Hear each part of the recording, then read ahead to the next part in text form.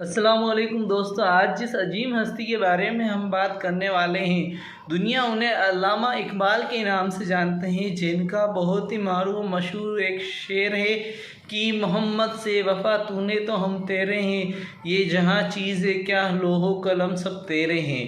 یہ بہت ہی معروف و مشہور شعر انہی کا لکھا ہوا ہے، اور یہ وہ عظیم شاعر ہے جنہوں نے ہمارے ملک کے لیے ترانہ ہند سارے جہاں سے اچھا ہندوستان ہمارا بھی لکھا ہے، اور ساتھ ہی ساتھ ترانہ ملی بھی لکھا ہے، چین و عرب ہمارا ہندوستان ہمارا، مسلم ہم وطن ہے سارا جہاں ہمارا، یہ ترانہ بھی لکھا ہے۔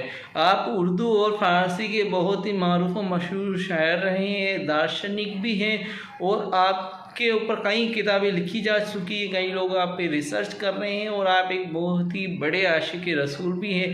آئیے ان کی زندگی سے جڑا ہوا ایک قصہ ہم آج آپ کے سامنے بیان کرتے ہیں۔ اس قصے نے علامہ اقبال کو بھی بہت ہی حیرت میں اور سوچنے پر مجبور کر دیا تھا، تو وہ قصہ کیا تھا، آئیے ہم سنتے ہیں۔ علامہ ڈاکٹر محمد اقبال رحمت اللہ علیہ، توجہ ہے میری بات پر؟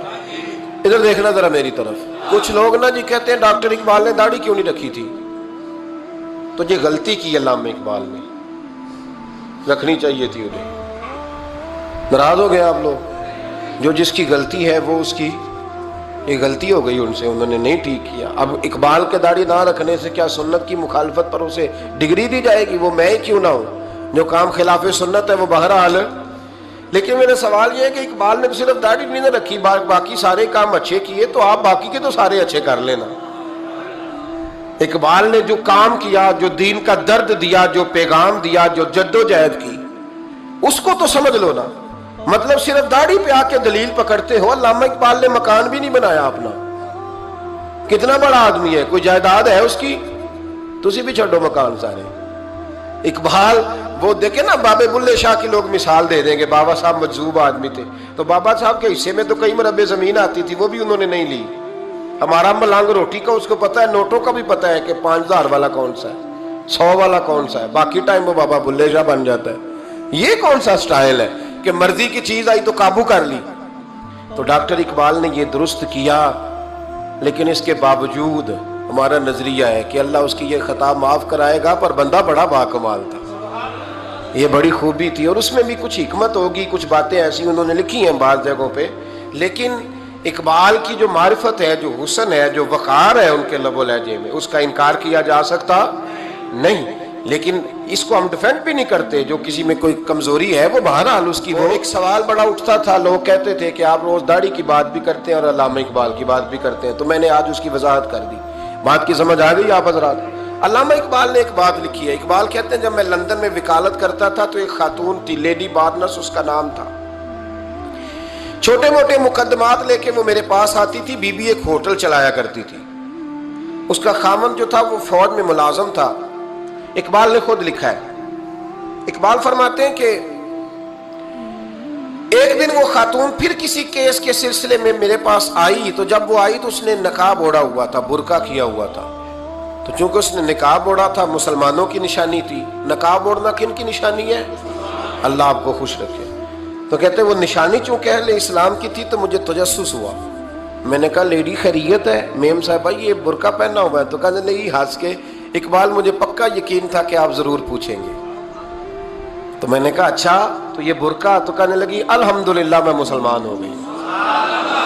تو میں نے فوراً کہا کہ آپ کا شوہر تو فوج میں ملازم ہے، فوجی کے لیے بدلنا اور پھر ملکی قانون اور یہ چیزیں؟ تو کہنے لگی اس نے مجھے کیا کہنا تھا، وہ خود کلمہ پڑھ گیا۔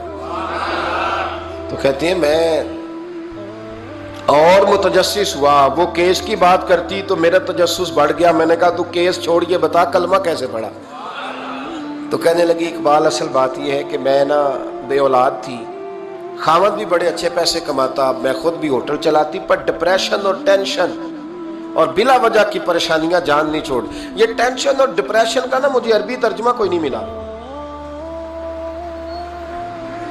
یہ ڈپریشن اور ٹینشن کا نا میں نے تلاش کیا ہے، لیکن مجھے عربی لغت کے اندر ان کے معنی مجھے لگتا ہے کہ اس زمانے میں یہ چیزیں تھی ہی نہیں، ہوتی تو ان کا کوئی نام بھی یہ آج ہے نا تو اس لیے آج کے زمانے میں انعام ہے مفت کی پریشانی.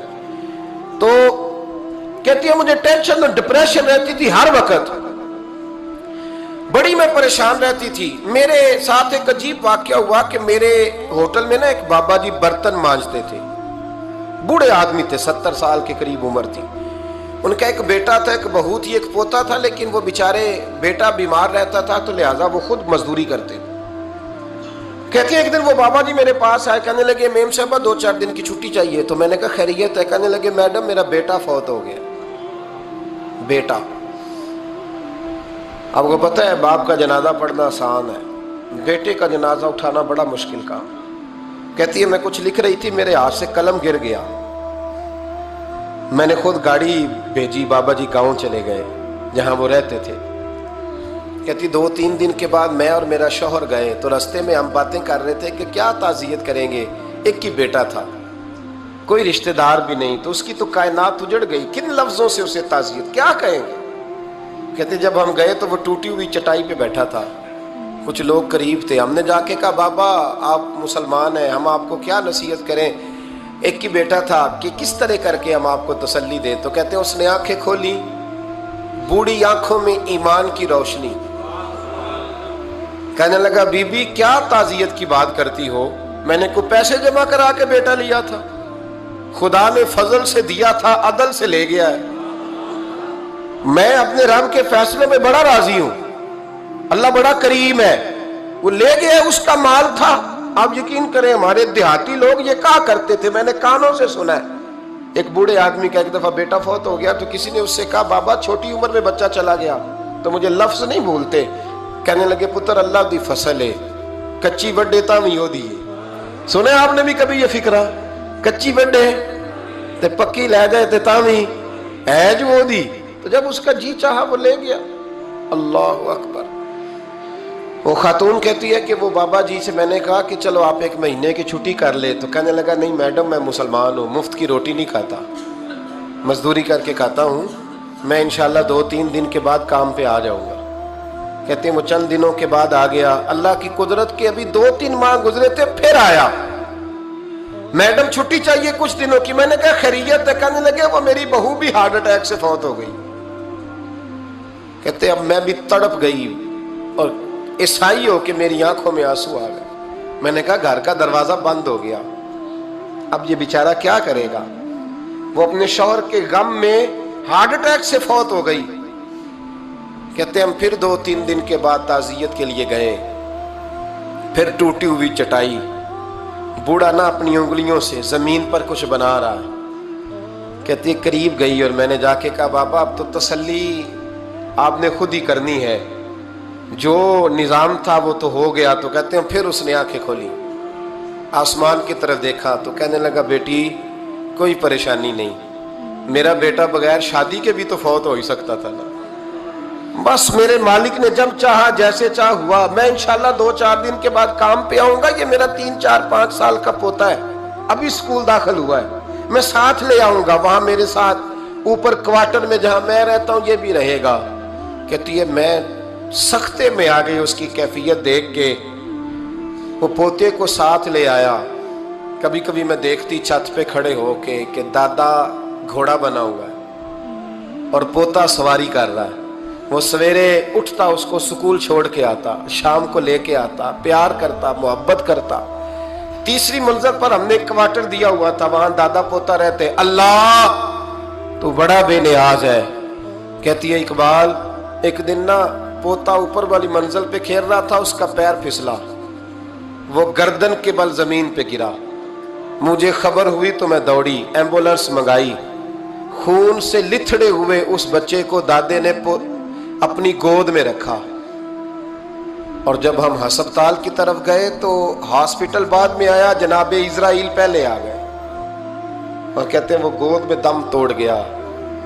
پھر دادے نے اسے اپنے ہاتھوں سے غسل دیا, پھر اس نے اپنے بوڑھے ہاتھوں سے قبر کھودی اور پھر مٹی ڈال کے کہنے لگا اِنَّ لِلَّهِ وَإِنَّا إِلَيْهِ رَاجِعُونَ. جے سونا ہی میرے دکھ وچ راضی, جے سونا ہی میرے دکھ وچ راضی.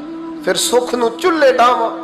کہتے ہیں وہ मिट्टी डाली उसने, और जब वो वापस पलटा तो मैं बाजू से थाम के होटल करीब लाई और मैंने उसके करीब कहा कि बाबा तू टूट गया है, तू बिखर गया है, मुझे महसूस होता है कि अब ना तेरी रातें और तेरी सुबहें और तेरी शामें गमों में गुजरेंगी। तो कहते हैं यूं उसने हाथ रखे और यूं आंसू छटक दिए।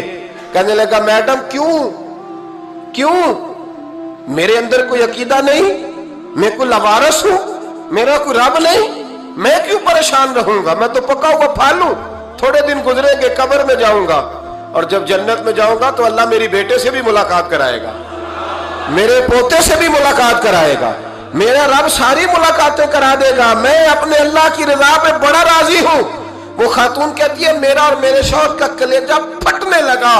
मैंने कहा बाबा ये जज्बा कहां से मिलता है, ये सुकून कहां से आता है, ये कैफियत कैसे मिलती है।